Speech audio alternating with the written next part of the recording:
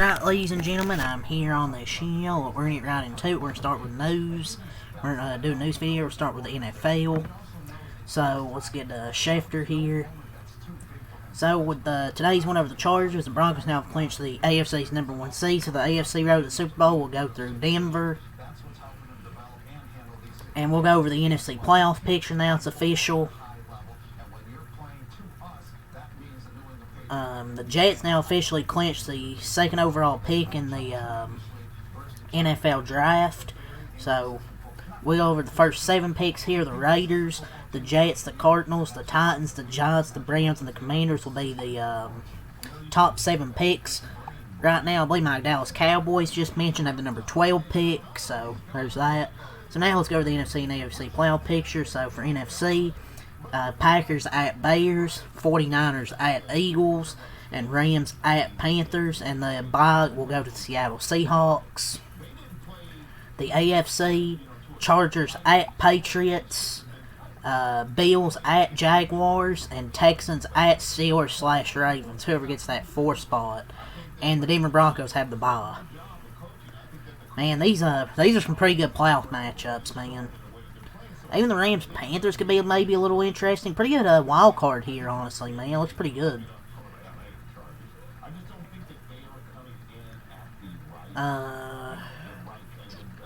Coach GM Chris Bauer and head coach Shane Steichen officially will return for the 2026 season. Colts owner Carly Ursay-Gorn will speak to the media Monday. Why are they bringing Chris Bauer back? If you want to bring back Shane Steichen, fine, but why bring Chris Bauer back? I mean, I know they had the injuries this season, but still, I mean, they haven't had much success with Chris Ballard.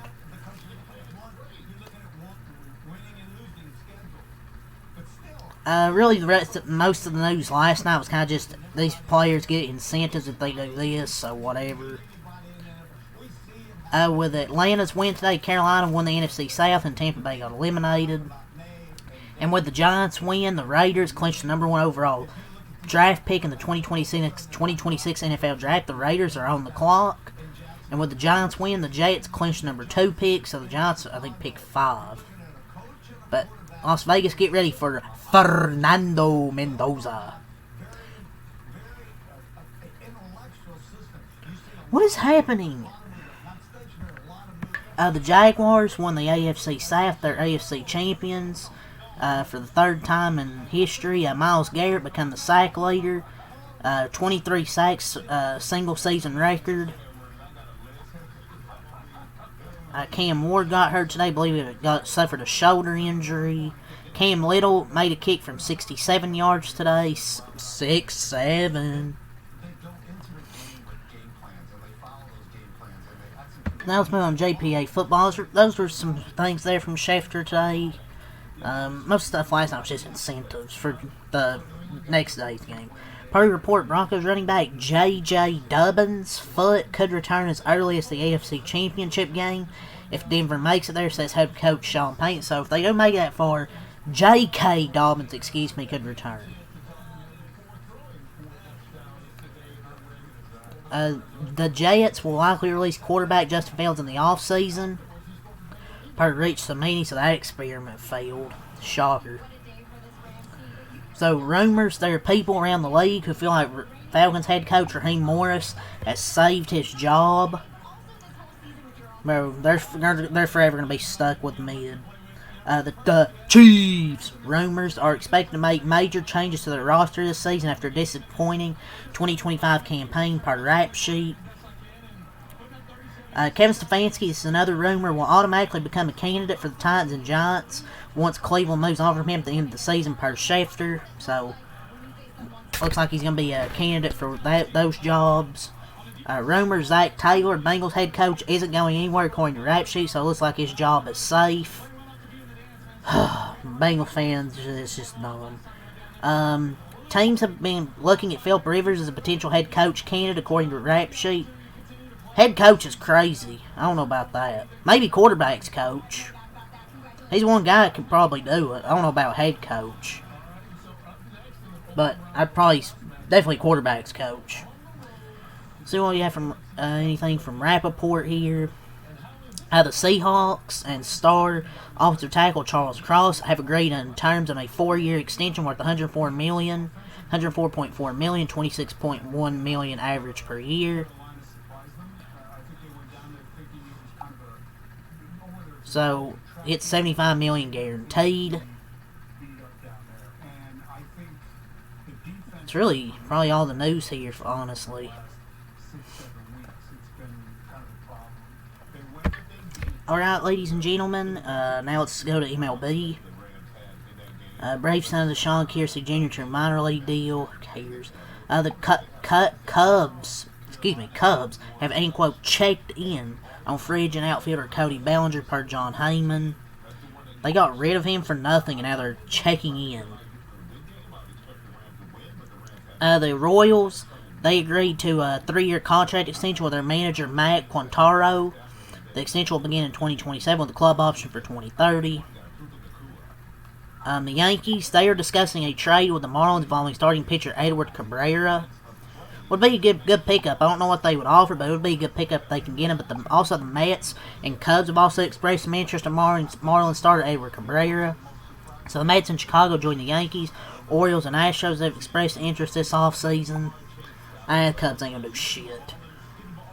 But that's kind of some news with Edward Cabrera. Paul DeJong. Oh, the Yankees made a signing, ladies and gentlemen. Paul DeJong to a minor league deal. Wow. Phenomenal. The Angels are signing Taylor Saucedo. The Phillies have expressed interest in free agent infielder Bo Bichette. It's John Heyman's favorite grain salt. I will express interest in him not going to Philly. He should be a Dodger personally.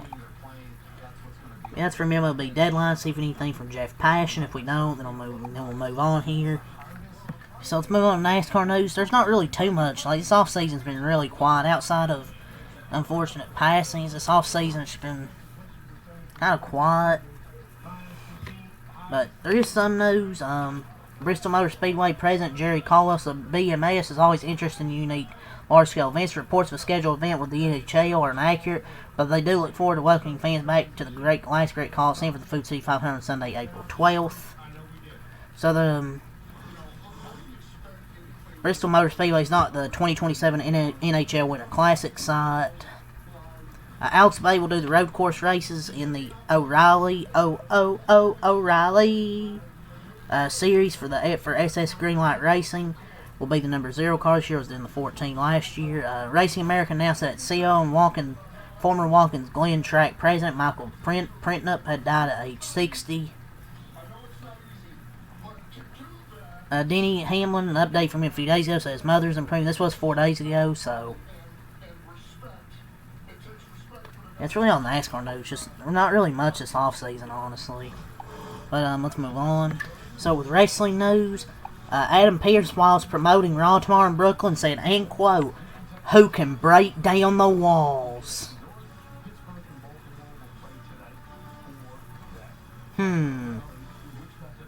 We'll see.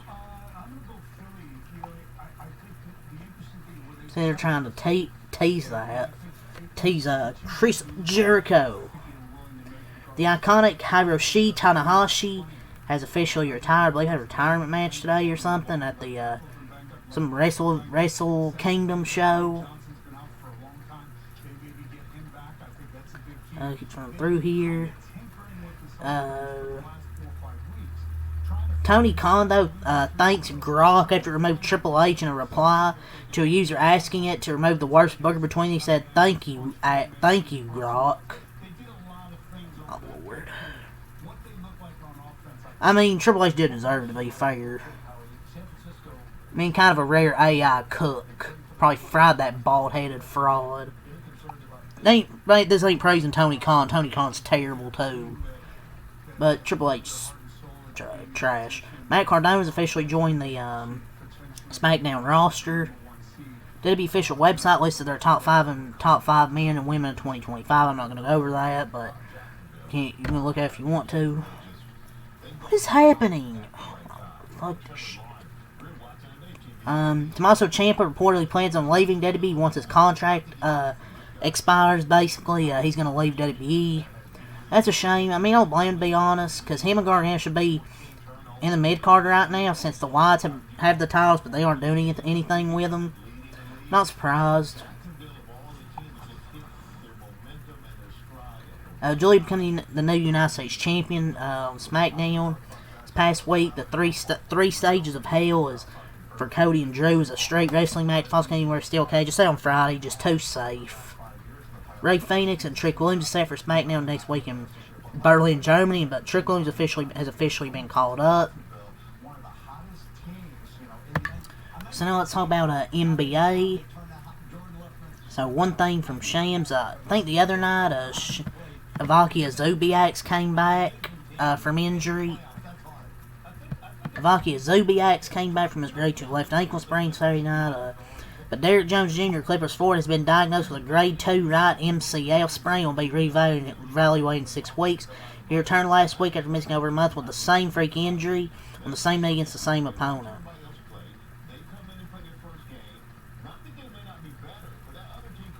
They have 2 MCL injuries. So he'll be really evaluated in 6 weeks. Like the news, there isn't too much news today, honestly. Where's NBA Central? There it is. There's not really much there either, but there's, I guess, a few things. Hold on, you up and load. Hey, so Jason Kidd wants Cooper Flay to touch, rub, and hold onto that rookie ball. He's got to touch it. He's got to rub and hold it. He's got to embrace it. Pause, dude. Pause. It's just a mental thing for the great ones. They touch it. Pause, dude. Pause.